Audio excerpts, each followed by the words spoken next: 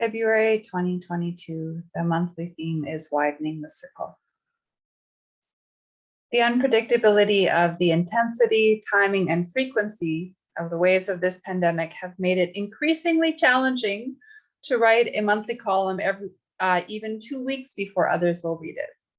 It brings to mind an unintentional series of comedy sketches that my spouse was recently watching.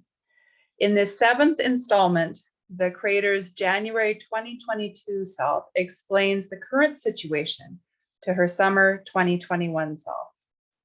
You can check out the whole series explaining the pandemic to my past self by Canadian Julie Nolte, and I'll put the link in the comments below. In the first sketch, released in April 2020, she tries to explain the pandemic to her pre-pandemic self from the start of 2022. As the series progresses, she touches on such things as George Floyd, forest fires, Trump's COVID, the death of Ruth Bader Ginsburg, Capitol riots, skin hunger, initial arrival of vaccines, Delta variant, vaccine hesitancy, Simone Biles, global vaccine inequality, Omicron, the death of Betty White, and how we initially thought the pandemic would all be over within a few weeks. I had a similar experience recently of my past pandemic selves while browsing through video of our congregation's pandemic and even pre-pandemic intergen worship.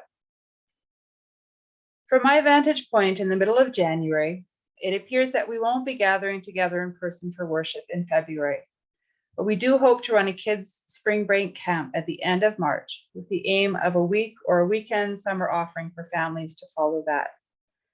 We have also let go of OWL sessions this spring and hope to reschedule in fall 2022. Only time will tell. What I can tell you is that we are collectively experiencing a whole new level of weariness.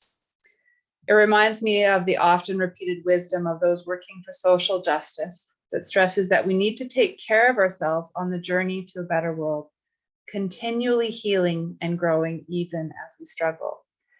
Because we need to be able and willing to continue on when justice takes longer than we planned. If there are no breaks, we have to be willing to move both as fast as we can and as slow as we must to keep going. And we must infuse every single thing that we do with healing and grace to sustain us. I've noticed I'm picking up the phone more recently as our weary brains get saturated to the point of not being able to open even one more email, and we get zoomed out. Sometimes there is still room for the sound of another human voice to reach through. While the reason is often church business, the meaning of calling has shifted to connecting with other human beings in a nourishing way. Yes, we are tired, and our minds are foggy, and our feelings are both numb and fragile. Yes, we are finding it harder to trust that things will get better. We're finding it harder to commit and plan for the future. And yet, in every moment when we open up and are real with each other, there is a little glint of healing. If we are already living through impossible times, can we make everyday miracles by finding ever more room in our battered and weary hearts for compassion?